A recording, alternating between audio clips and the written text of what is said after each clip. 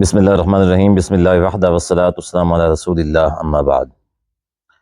علامہ ہشام الہی ظہیر صاحب کچھ دن پہلے امریکہ ڈونالڈ ٹرمپ کی دعوت کے اوپر وہاں پہ گئے، تو ان کے ساتھ انہوں نے کوئی ناشتہ کیا۔ تو اس حوالے سے پاکستان کے اندر ایک ہنگامہ برپا ہے۔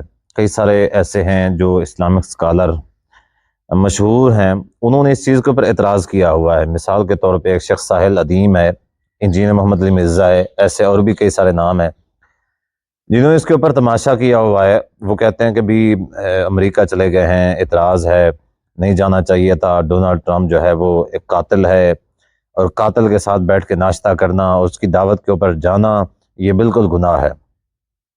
تو اس حوالے سے قرآن و سنت کی روشنی میں کیا حکم ہے؟ ایسا کرنا جائز ہے، ناجائز ہے، صحیح ہے یا پھر غلط ہے؟ اچھا دیکھیں، سب سے پہلے ہم آپ کو یہ بتاتے چلیں کہ ایسا کرنا بالکل بھی ناجائز اور حرام نہیں ہے۔ شریعت میں اس طرح کی کوئی ممانعت نہیں ہے۔ وہ یہودی ہے، وہ عیسائی ہے، وہ کوئی بھی ہے، اہل کتاب ہے۔ دوسرا یہ ہے کہ جو ہے نا، قرآن و سنت میں ایسی کوئی بھی یعنی ایک صریح نص نہیں ہے جس سے اس چیز کی ممانعت کی گئی ہو۔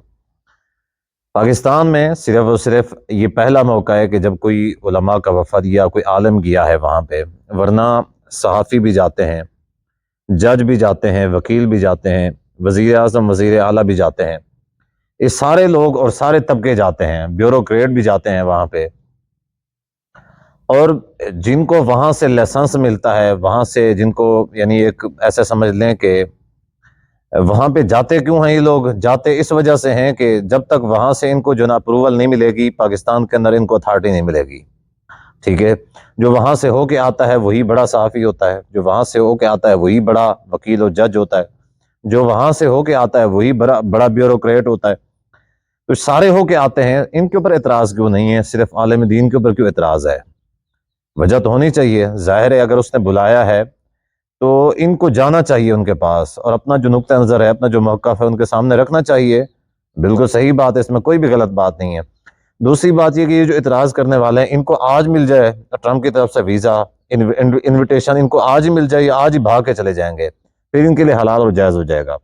اب ان کو جو تکلیف ہے، تکلیف اس بات کی ہے کہ ان کو کیوں نہیں بلایا گیا، صرف اور صرف یہ تکلیف ہے۔ ان کو بلایا جاتا، ان کو یہ کیا جاتا بھی یہ بڑے سکالر ہیں، یہ سارا کچھ ہیں، تو پھر ٹھیک تھا، پھر یہ خوش ہوتے، پھر یہ اعتراض نہ کرتے۔